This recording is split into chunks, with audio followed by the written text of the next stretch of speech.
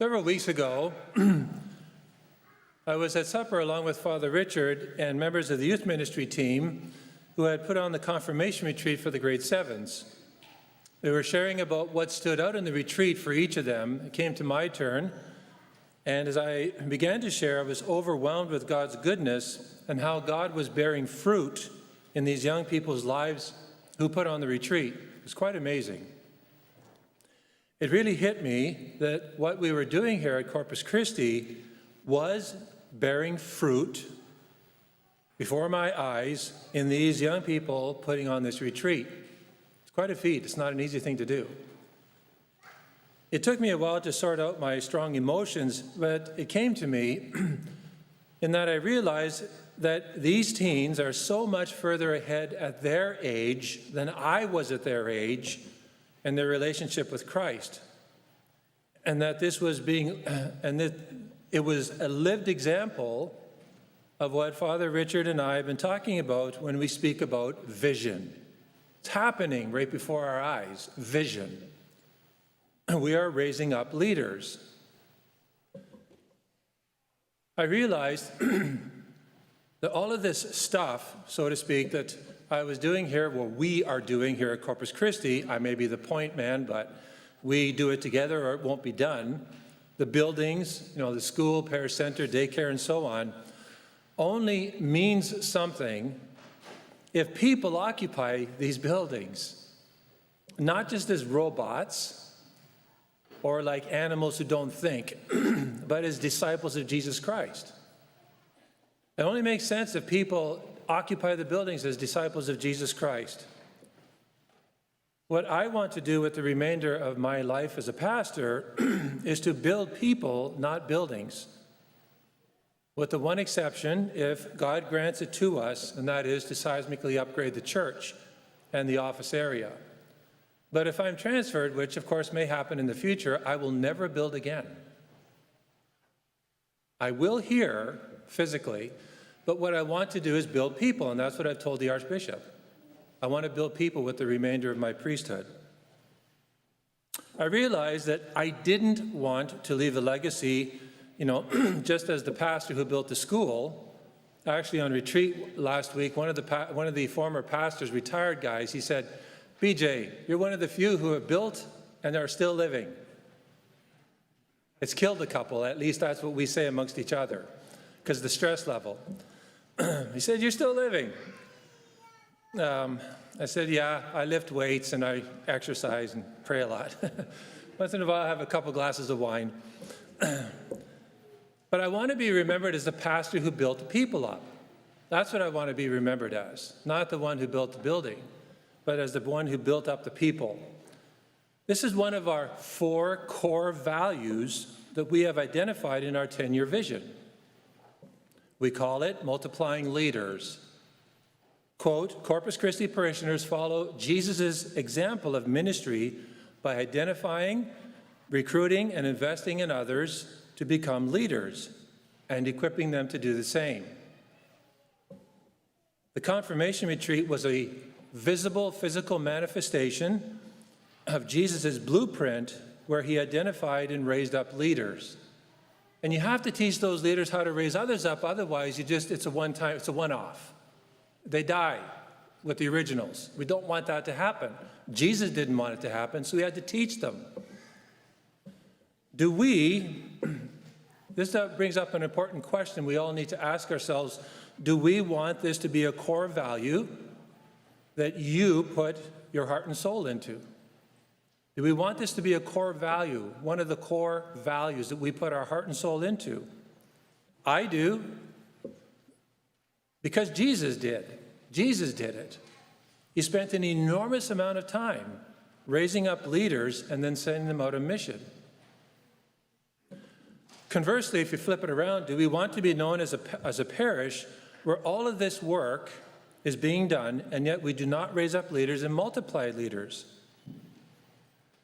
A parish that leaders are being identified, but we are unable to fund their development. And it costs time and money. That is, to be unable to minister to grade 7 students who will continue leaving the church after grade 7. All the statistics back this up.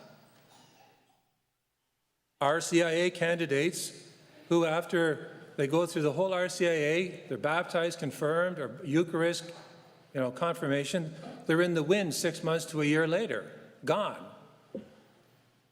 Don't have the ability to reach out. They slip through the cracks. Many never come back, perhaps after COVID, will not come back. We shouldn't in any way be oblivious to this or have some sort of fanciful idea. Some will not come back. Maybe some of those who would not normally come back might if there is a vigorous, coordinated outreach. If we stick to the status quo, and I hear the statistics every year amongst the priests, and I say, what the heck are we doing about it? And they probably we hear them all over the United States and Canada. After RCIA, 6 months later, year later, this is a percentage that never come back to church. What are we doing about it? What are we doing about it?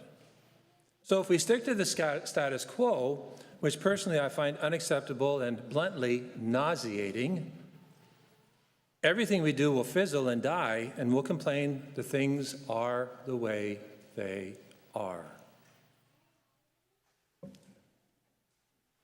The living proof that we can see the core value of identifying and raising up leaders in the parish, I saw it in the confirmation retreat, wherein just a year ago, we hired Lois 15 hours a week because that's all we could afford to pay her. That's all she could actually give us with her schedule. Although she gives us more than 15 hours. Working with Father Richard as a youth minister, and these young people who I've known for the past 12 years, I knew them when they were up to my kneecaps. I came here and they were little kids, little kids. Now they're being leaders. I see it before me. It's like, whoa. How do we want to be known here as Corpus Christi? I'll make it very clear that I want to be known as a pastor who raised up leaders, and those leaders then multiplied themselves to keep this 10-year vision going long after I'm gone and dead. It's something we want to keep going and going and going till the second coming of Jesus Christ. If a vision is not bold, it's a waste of time. It's a total, utter waste of time if it's not stretching and challenging us. It's like saying to a coach, I'm here to win silver. I've said this before to you. I'd say, get out, don't waste my time. I want you to try and win gold. If you win silver and you've tried to win gold, great. But you got to have a vision. It's got to be bold and challenging. Our vision is challenging. What happened at the confirmation retreat can and will happen through the parish. It's not just for the young people, although I think they're kind of like the gold standard. If we invest this with our heart, our soul, and frankly, our funds. The Ascension was a time of powerful emotion for Jesus in a good way. An essential of founding the church was to identify and raise up leaders. He chose them, built them up, and told them to go out and make more leaders and more disciples. Go forth and baptize all nations. To give others as they had received. Jesus gave them a vision for what the future looked like. He had his version, the ultimate version really, but it was his version of a 10-year vision for the apostles. It was grandiose, it was challenging, something they could commit their life to, invest their life with. Imagine Thomas going to India, trying to learn Hindi. This blows my mind. Or Francis Xavier going to Japan. He's the guy that I think he was Italian. I mean, who cares what language? Learning Japanese and maybe Cantonese or Mandarin? Wow, that's a vision. That's something that you give your life for. You don't have to go that far, but I'm just giving examples. Jesus spent an incredible amount of his precious public ministry time of 3 years raising up leaders and teaching them. He had to teach them, right, to multiply themselves. How to raise up others so that his church would continue till the end of time. And then, as we see next week, he sent them the Holy Spirit to help them. Didn't expect them to do this all on their own. But he expected them to give 100%. When he ascended, he poured his whole life into these individuals to carry on his saving work. Everyone here, to the person, every single person, young, middle-aged, old, really old, senior, every one of us has received from what the apostles did. They gave away what Jesus gave them. That's why we believe one holy Catholic apostolic church, right? From the apostles. They made disciples and leaders. And all the others that followed them did the same, and now it's my turn, and it's your turn, and it's your children's turn as well. Just like these young people who have become leaders.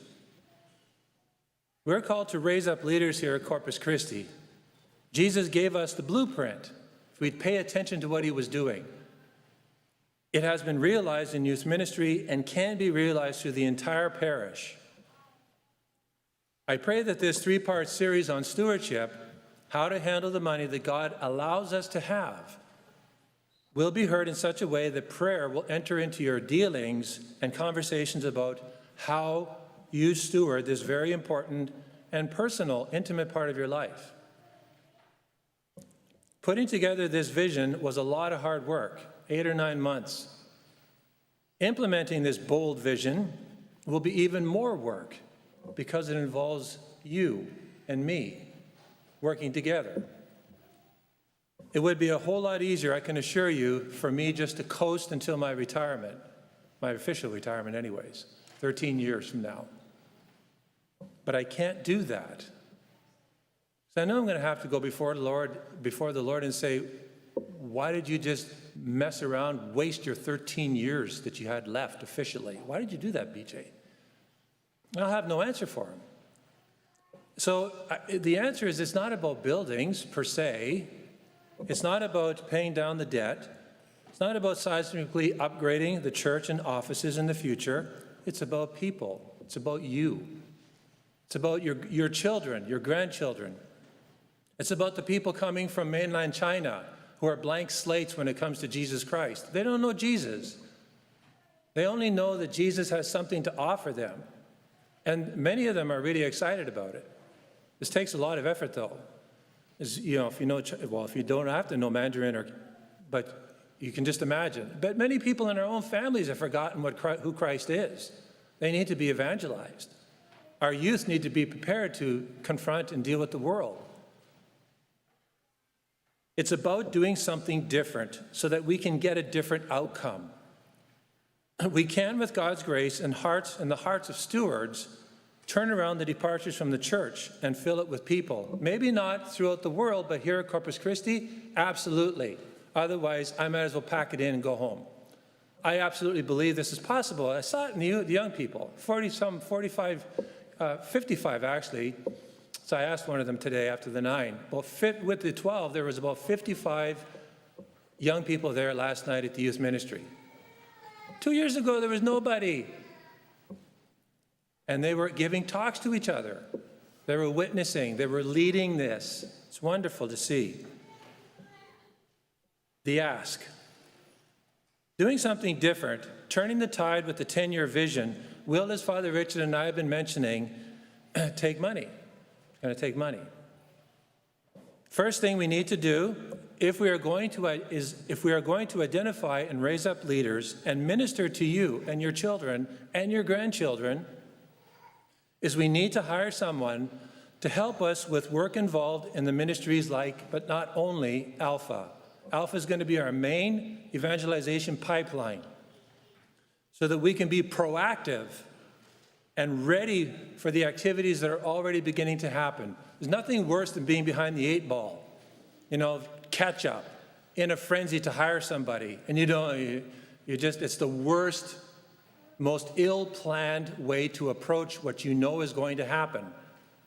And it's not just Alpha, though that's the main one. It's young adults. There was maybe 30, 40 young adults, I think, on Friday night. They were here. They went over to play sports, volleyball in the gym. That's why we have somebody who's in their 30s here. I'm beyond this. I can do rah-rah for them, but my legs don't handle it anymore. Youth ministry, young families are going to meet after this Mass. And just in case you walk out of the church and say, he didn't mention anything about seniors, I am one. We haven't forgotten the seniors either. You're on the list. So the seniors are on the list. Everybody's on the list. There's no limits. To get even more specific, I mentioned 3 categories. I'm only a senior actually chronologically, though, not in my heart. Sometimes my body too, actually, not in my heart. 3 categories. Number 1, if you're not giving presently, if you don't put anything in the collection, I encourage you and I challenge you to begin investing in this vision. Invest in the vision. It's for you. It's for every one of us. Eventually, this is going to affect every single one of us. It's for you. If you have children, it's for your children. If you don't have children, it's for you. The vision is for you. So I encourage you to begin giving on a regular basis to invest in this vision. 2, if you're already given, prayerfully discern if you can increase your giving by anywhere from 3% on. Could be more, but 3% is a kind of baseline. Could be 5%, could be 7%, could be 10%, but 3% beginning. I increased my giving about 2 months ago to the parish collection and to another Catholic fund that I give to. And 3, there might be a couple of people who have the capacity to give a considerable amount for a year. If you can write a specific check for this purpose to invest in this vision, then write for new salary. That's what we need. That's what we're aiming for. In the memo, write it in the memo of the check. Jesus gave the blueprint of raising up leaders. Young ministry allows us, in real time, allows us to see this as a reality in our parish, and hiring someone can help us extend this to every facet of parish life. Some I've named, others will come up because of ideas the Father and I haven't even thought about. There's all sorts of things we can do to minister to you, to each other, to many other parts of the parish where leaders are waiting to be identified, raised up, and multiplied. Remember when I came here, these kids didn't come up to my knees. Now they're leading each other. It's amazing. You can see it. It works. Christ has invested in all of us. He's invested in every single person, every one of us. Father Richard and I are investing in you, and I ask you now to invest in this vision. It works, but it takes work, it takes money.